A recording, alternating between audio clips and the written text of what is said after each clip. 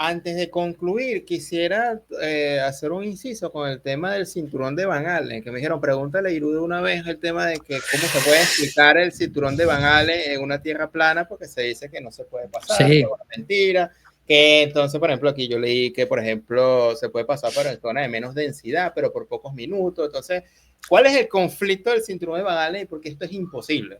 ¿Y cómo se puede explicar en la tierra plana? Uy, mirá, yo lo que te propongo, Simón, y espero que, bueno, a la gente que te sigue también, se aventuren. O sea, acá la propuesta es, vos, creo que por eso estamos charlando por segunda Claro. vez, habrá allá afuera, hay muchos canales, hay mucha gente que habla de tierra plana, hay mucha gente en la cual nosotros mismos ni siquiera estamos de acuerdo porque creemos que se están pasando de pocas pruebas empíricas, sobre todo en términos físicos.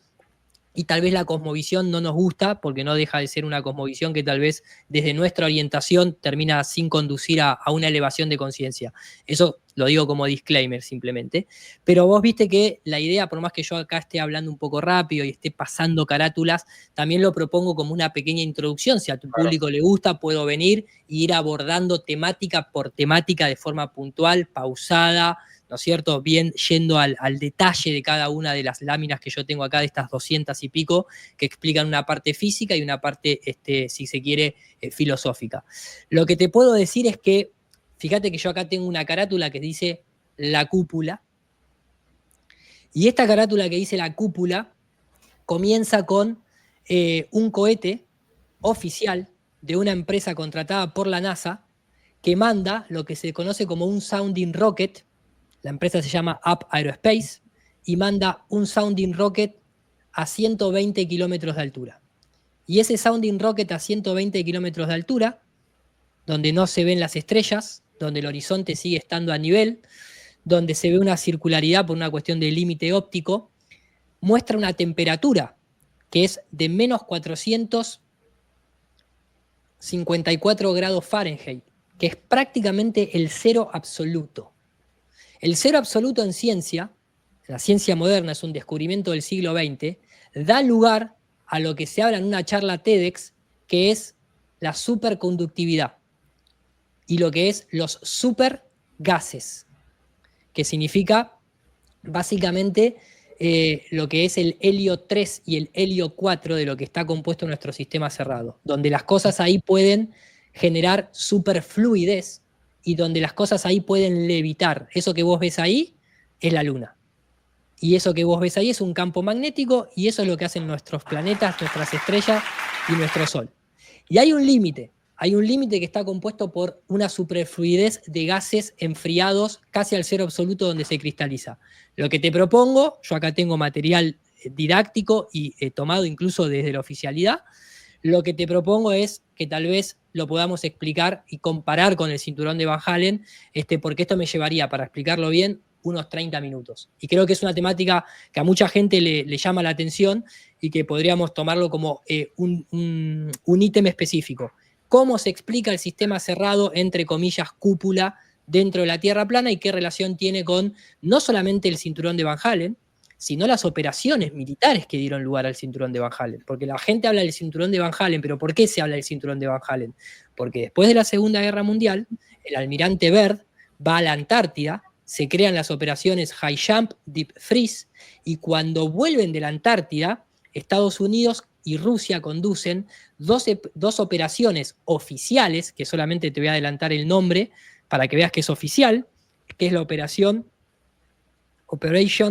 Fishbowl, la Operación Fishbowl, que acá la podés ver. La Operación Fishbowl es una operación en donde se disparan bombas de hidrógeno a 80 kilómetros de altura, tratando de romper si había o no un domo. Si realmente había un domo, lo querían romper. Okay. Y los rusos hacen lo mismo. No pueden, ¿vos sabés lo que significa fishbowl? No, fishbowl significa pecera. ¿Qué es una pecera? Es esto. Esto es una pecera. Ellos saben que nosotros estamos adentro de una pecera. Por eso somos la era de Piscis. Nosotros somos un sistema cerrado. Y ellos, sabiéndolo, cuando quisieron escaparse por la... Ellos, después te lo puedo contar bien, pero el ser humano excavó hacia abajo. solamente 12 kilómetros, no pudo excavar más. Supuestamente el radio de la Tierra tiene 6.000 kilómetros, o sea, llegamos al 0,02%. Y ya sabemos que hay un núcleo y esto y aquello, biribiri. No pudieron ir para abajo, quisieron ir para los costados, se toparon con la Antártida. Dijeron, bueno, tenemos que ir para arriba.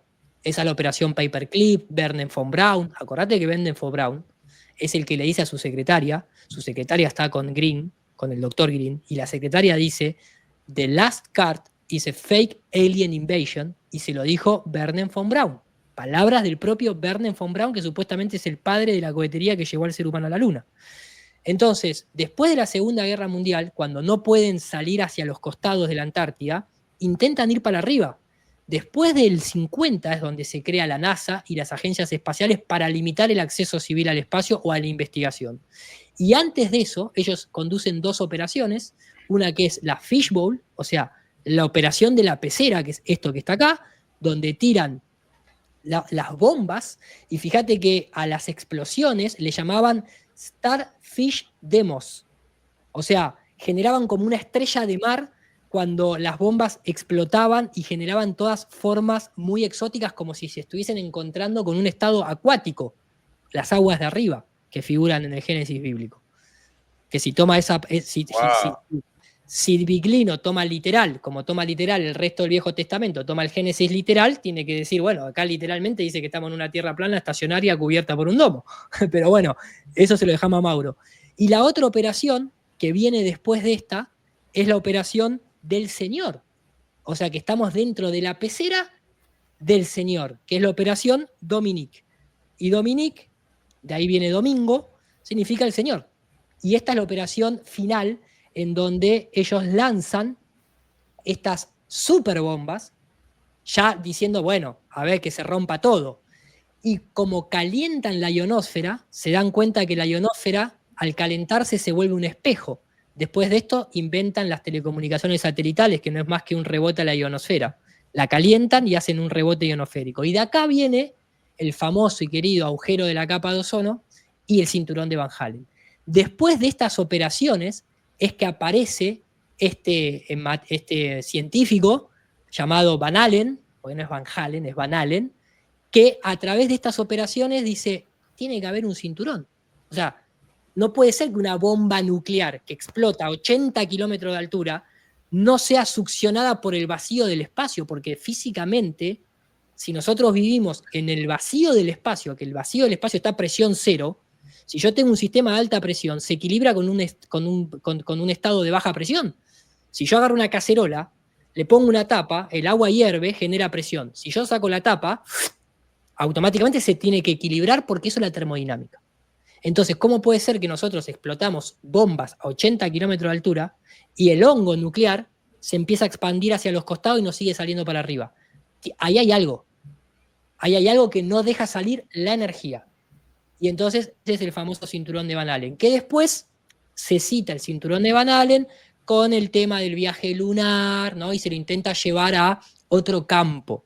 Pero la realidad es que estamos en un sistema cerrado. Entonces todo esto tiene que ver con el tema de la cúpula, los estados de superfluidez, superconductividad, electromagnetismo, etcétera, etcétera. Por eso te propongo tal vez abordarlo en un episodio nuevo, ¿no? Y aún así le diste como que una respuesta introductoria al tema. Me encantó. En realidad, es decir, a mí toda esta información es relativamente nueva y me dan ganas como que de seguir investigando porque todo lo que dijiste es súper lógico. Es decir, no hay nada sacado bajo la manga. Y esa era la intención de traerte aquí en este canal porque no te lo estás sacando bajo la manga y todo está súper lógico y todo es sustentado. Entonces como que cualquier persona, wow, me parece como que súper coherente lo que me estás comentando. Mirá, fíjate que acá tenés un documental que se llama las 36 detonaciones nucleares atmosféricas que dieron lugar al proyecto Dominique, y ves que acá se forma un hongo, como una dona, pero que se expande hacia los costados y no puede seguir subiendo hacia arriba, que esto fue en 1962. Después de esto se creó la NASA. Y bueno, se creó en el 57, se llamaba la NAAC, pero acá termina de decir, bueno, restringamos el acceso civil al espacio, restringamos el acceso civil a la Antártida. Y ningún civil tiene tecnología para perforar. porque por más que quiera perforar, más de 12 kilómetros no puede. Así que el resto le contamos nosotros cuentitos del espacio exterior y Hollywood hará el resto. Yo lo que mira, Simón, creo que vos diste ahí con la clave. Yo todo lo que les conté hoy, en términos de la parte de lo físico, es totalmente accesible con documentos que vos los buscás y los vas a encontrar. Después, si querés, yo te toqué una parte que tiene que ver más con la cosmovisión, la cosmogonía, vos me preguntaste el por qué, etcétera, etcétera, y eso, utilizando información real, porque nadie puede negar que la doctrina copernicana después fue seguida por los jesuitas, que los jesuitas es la orden más peligrosa que tiene el Vaticano en términos científicos, etcétera, etcétera. Yo te di una interpretación. Esa es mi interpretación. Otra persona podrá hacer otra interpretación. Pero en términos físicos, lo que yo mostré hoy acá es lo que puede encontrar cualquiera desde los documentos oficiales hasta la propia experimentación. Está bien, no abordamos todo, no tocamos los eclipses, no tocamos las estaciones del año, tampoco hay tiempo para tanto. De todas maneras, ya te digo, una observación a larga distancia que desmiente el barquito que desaparece y sabiendo que el agua siempre está a nivel y no se curva, de ahí ya puedes tirar bastante con respecto al tema de la forma de la Tierra, ¿no? Bueno, como conclusión aquí, como unas palabras finales, retomando el inicio cuando hablabas de energía y cuando mostrabas el Troya con el documento, es decir, somos información, la cábala dice que nosotros venimos a revelar la información del otro lado para acá y hacer ese plan. Entonces, como que, ¿cómo sería el trabajo para no ser unos monos encima de una roca en el espacio sin horizonte? Entonces, ¿cómo es ese comienzo de cada uno al escuchar, y no solamente escuchar, sino al accionar? ¿Cuál es tu perspectiva personal como cerrando el tema entre lo espiritual y lo físico? Mira, yo creo que eso lo describe muy bien dentro de este PowerPoint que tengo. A ver. Hay una sección que le puse el templo interior, porque hay que ir hacia adentro. Vos pensá que la esfera, lo que representa la esfera es de un punto hacia afuera. ¿Qué es lo que hace el sistema? Sacarte hacia afuera, buscar hacia afuera. Y nosotros lo que intentamos hacer es un orden hacia adentro. Okay. Meterse hacia adentro, ir hacia adentro, escucharse, analizarte, interactuar con uno mismo. Lo que ha hecho el sistema es que cuando vos te querés conectar con vos mismo y empezás a escuchar esa voz interna, te aburras y vayas y te entretengan y te mientan, que es el entretenimiento, y busques constantemente que no estar con vos mismo. El hecho de decir, yo si estoy solo me aburro conmigo mismo. Si vos te aburrís estando con tu propio ser, estás en problema. Si vos tenés que estar toda tu vida buscando distracciones externas, tenés que rever, porque hay algo que no está bien con vos, ¿entendés? En algún momento eso no va a terminar bien, te lo puedo decir. Entonces, dentro del templo interior, nos gusta siempre citar algunas frases de Gustavo Cerati. Gustavo Cerati tiene en algunas canciones unas frases que son muy bellas. Hay una que dice, todo es mentira, ya verás, la poesía es la única verdad.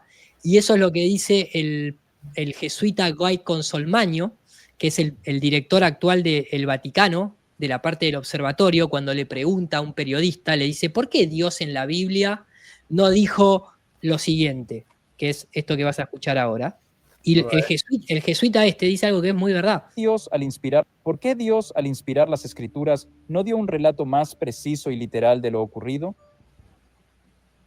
¿Por qué no inspiró la Biblia para decir, al principio solo existía yo, luego hice esto, y en miles de millones de años pasó aquello y lo otro? Fíjate cómo el periodista no entiende que está tratando de encajar la teoría de la evolución, miles de millones de años, y como él está en la misma época que nosotros, su cosmovisión le exige una explicación culturalmente satisfactoria con la tecnología. El tipo lo que quiere es que el Génesis tenga una respuesta científica, materialista, hasta prácticamente con fórmulas matemáticas, que es lo que hizo Georges Lemaitre. Georges Lemaitre tomó la poesía de la teoría de Eureka y la matematizó. Por eso cayó también en el mundo científico, porque se adaptó a la cultura. Okay. ¿Por qué lo presentó de una manera tan fantástica? Y entonces el jesuita lo va a corregir y va a decir, no, fantástica no.